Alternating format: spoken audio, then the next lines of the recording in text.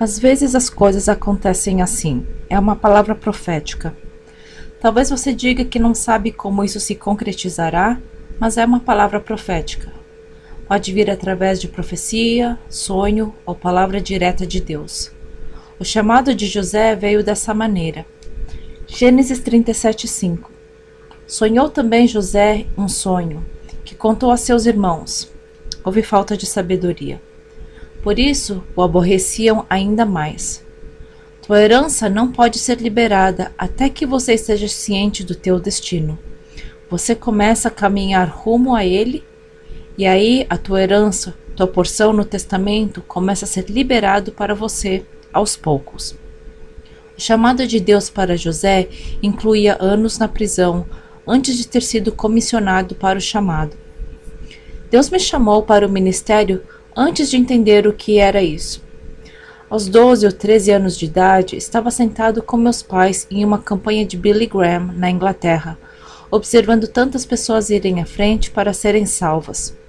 Ouvi uma voz falar claramente: "Você deveria estar fazendo isso." Olhei para minha mãe e notei que ela não tinha falado qualquer coisa.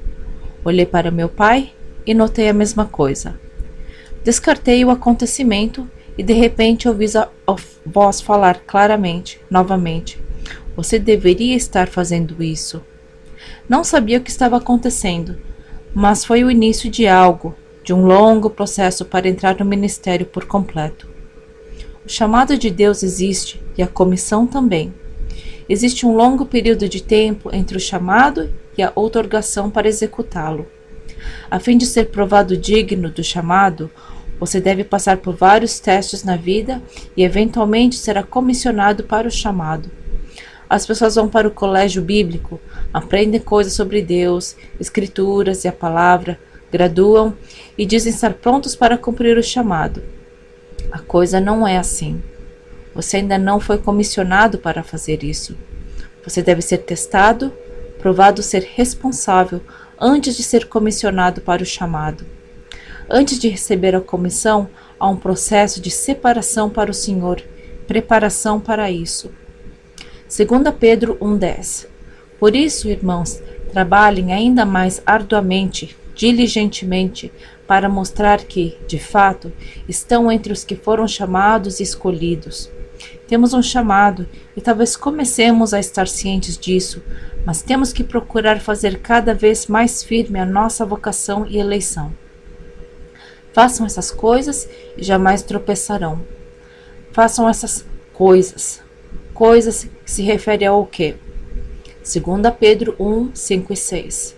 E vós também, pondo nisto mesmo toda diligência, acrescentai à vossa fé a virtude, e a virtude a ciência, conhecimento. E a ciência, o conhecimento, a temperança, e a temperança, a paciência, que é algo que não gostamos. E a paciência, a piedade. Procure fazer cada vez mais firme o teu chamado e eleição. Você deve ter essas coisas desenvolvidas em tua vida para que o chamado e a eleição sejam cumpridos. Verso 7. E a piedade, a fraternidade, e a fraternidade, o amor. Porque se em vós houver e aumentarem, abundarem estas coisas, não vos deixarão ociosos, infrutíferos, nem estéreis no conhecimento de nosso Senhor Jesus Cristo. Aqui vemos a existência de um processo. Se essas coisas existirem em você: virtude, que é pureza moral e espiritual, conhecimento da palavra de Deus e dos seus modos, temperança, controle próprio, paciência, temos que aprender a esperar, piedade, que é o caráter de Deus, bondade, boas obras, altruísmo, ou seja, não ser egoísta, e amor. Há um processo, uma preparação. É assim que as coisas acontecem. Nem todos são chamados para os 5 ministérios maiores, como pastor, evangelista, mestre, profeta e apóstolo. Poucos são.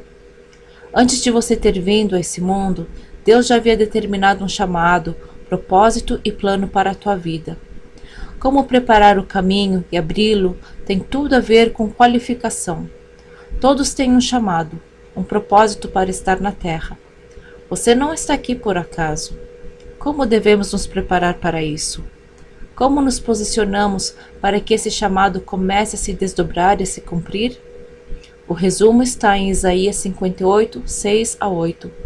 Porventura não é este o jejum, o sacrifício que escolhi, que soltes as ligaduras da impiedade, que desfaças as ataduras do jugo, e que deixes livres os quebrantados, e que despedaces todo o jugo?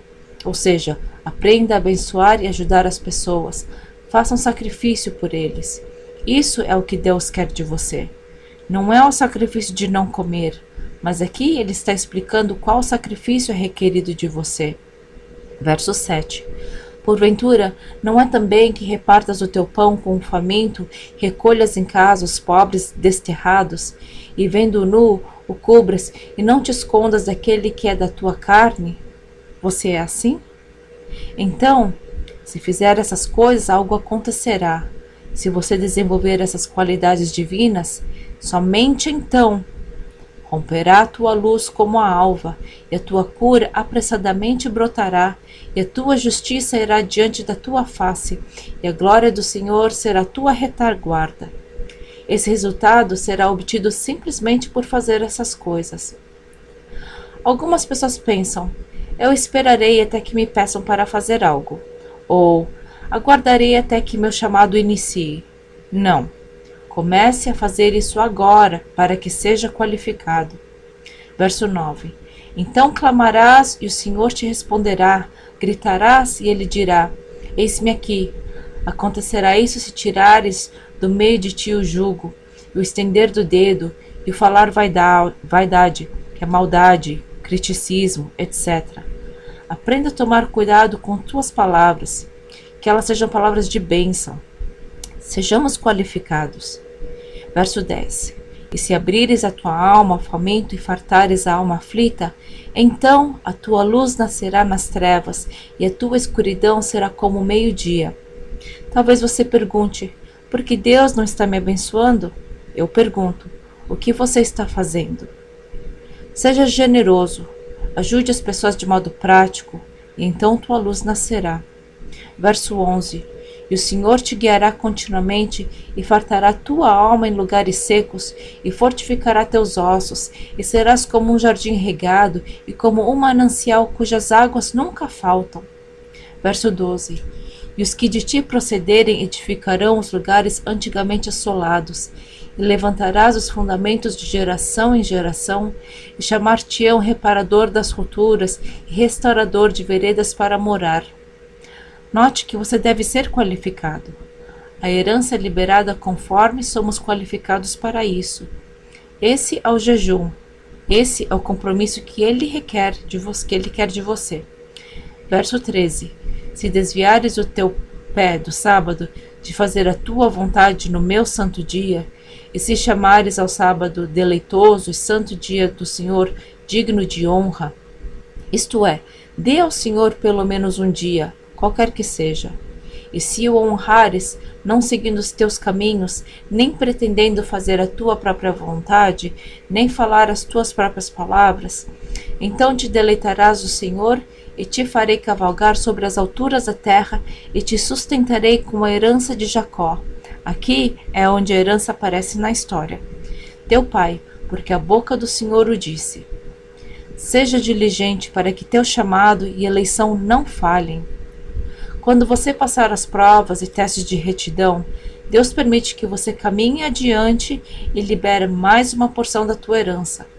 Saímos da era da igreja para a do reino, e as coisas serão muito diferentes.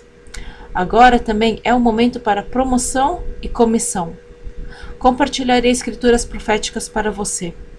Levíticos 26, 4. Então eu vos darei as vossas chuvas a seu tempo, e a terra dará a sua novidade, e a árvore do campo dará o seu fruto. É tempo para isso acontecer, é tempo para ser comissionado. Deuteronômio 28, 12. O Senhor te abrirá o seu bom tesouro. Essa é a tua herança, o céu, para dar chuva à tua terra no seu tempo e para abençoar toda a obra das tuas mãos. Emprestarás a muitas gentes, porém tu não tomarás emprestado. Eles cuidarão de você. Salmo 145, 15. Os olhos de todos esperam em ti, e tu lhes dás o seu mantimento a seu tempo. Você poderá ajudar outros. Salmo 102:13. Tu te levantarás e terás piedade de Sião, pois o tempo de te compadeceres dela, o tempo determinado, já chegou. Agora estamos vivendo na era do reino. O tempo determinado chegou.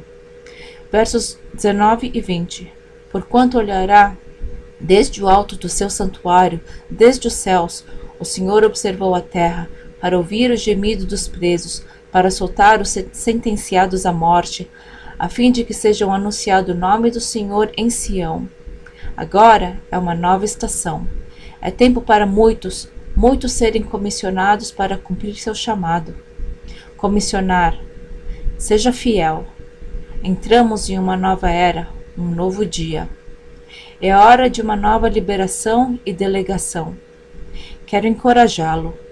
Sei que alguns de vocês passaram por momentos difíceis, mas a delegação está vindo. O tempo chegou. Ele diz que abrirá seu bom tesouro para você e que o testamento que ele deixou começará a se desdobrar de modo maior.